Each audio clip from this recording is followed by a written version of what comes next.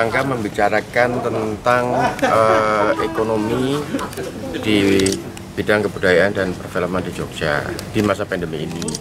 Karena kan pada saat diumumkannya bekerja di rumah, beribadah di rumah, dan bersekolah di rumah, maka kemudian seluruh aktivitas syuting kan berhenti semuanya.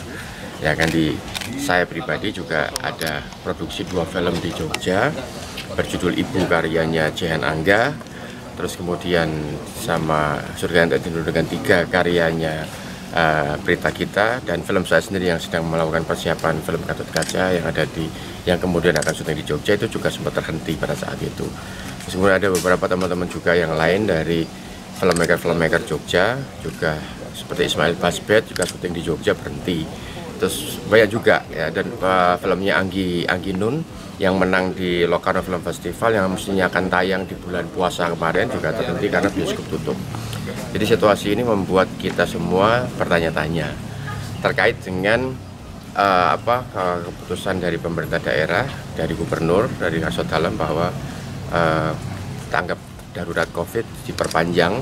Itu kemudian seolah-olah memberikan persepsi bahwa situasi COVID di Jogja masih belum selesai. Padahal sebetulnya itu hanya berbicara urusan administrasi saja. Misalnya seperti yang tadi dijelaskan oleh beliau, kalau seandainya tanggap darurat COVID itu dihentikan, maka kemudian pendanaan atau penanganan terhadap pasien atau yang terdampak itu tuh agar kemudian terhambat oleh birokrasi. Salah satunya melalui lelang gitu. Tapi ketika ada istilah tanggap darurat, kondisi darurat, maka kemudian segala macam birokrasi itu bisa direct. Itu sebetulnya.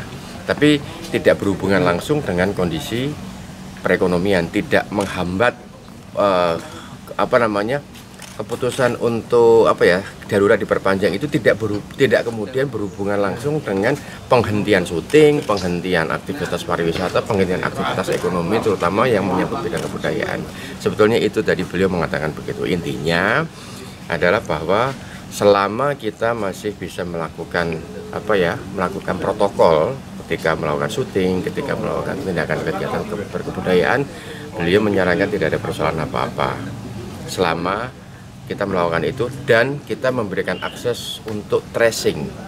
Jadi juga disarankan jangan terlalu banyak melibatkan kru, jangan terlalu banyak juga membuat sebuah film yang itu melibatkan pemain-pemain masif seperti film kolosal, seperti film Sultan Agung, Soekarno, seperti itu jangan dulu. Tapi kalau selama itu film drama, kemudian lokasinya masih terkumpul terisolit di satu lokasi yang mana itu bisa ditrace krunya datang dari mana, bersinggungan kepada siapa saja, itu bisa ditrace. Sebetulnya itu persoalan itu bisa diatasi gitu.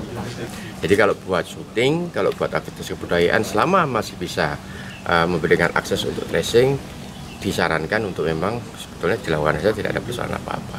Nah, ini yang membuat kami merasa ayem, dan kami juga akan menginfokan kepada teman-teman semuanya, teman-teman pemain